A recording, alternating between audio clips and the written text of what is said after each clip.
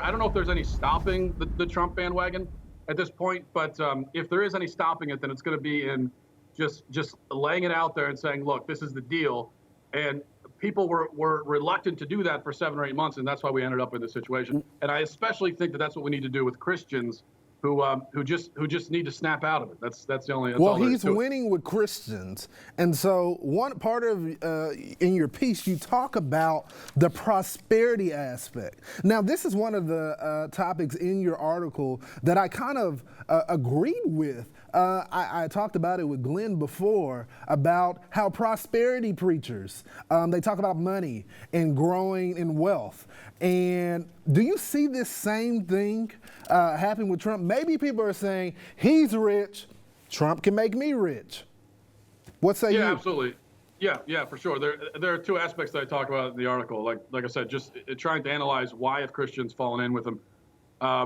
And the first aspect is the compartmentalization of our faith and how we sort of pretend that our faith just belongs in church, and then when we go and do other things, like we go to the voting booth, well, we're not Christians there. We shouldn't be Christians in that context. But the second is the prosperity gospel, and I think that this has been a very dangerous heresy that it's caught on with a lot of people. And even if they're not familiar with the term prosperity gospel, or they don't know about some of the prosperity heretics like Creflo Dollar and Joel Osteen and those guys, still the basic idea that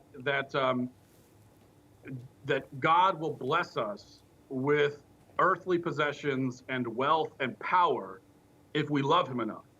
That's something that I think a lot of Christians believe.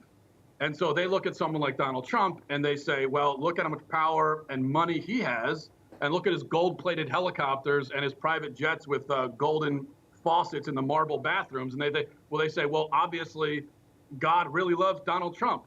This is a sign of a virtuous man. And so I think that's why that plays into it a little bit.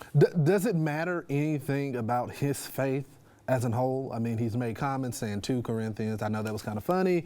But one of the things that has really sticked out to me is that he openly said he doesn't ask for forgiveness. And as a believer myself, that concerns me because that's an essential part of, our faith. What are Christians seeing? Because he's winning, by the way. He's winning with Christians. The guy doesn't ask for forgiveness. Why?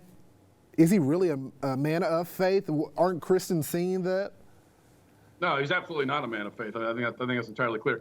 Just because you say you're a Christian, Jesus said that not everyone who says Lord, Lord, will be invited into heaven in the end. And some he'll look at and say, depart from me, I never knew you.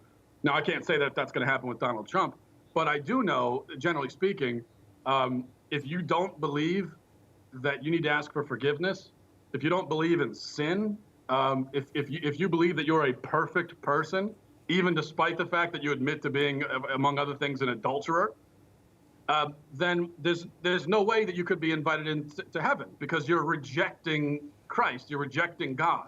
I mean, this is a central tenet of the Christian faith is sin, and the fact that we are a fallen species. And so we need to reach out to God for forgiveness, because we are a sinful, weak people. We all are. Anyone who fundamentally denies that as a Christian says, in principle, I deny that. I am not sinful.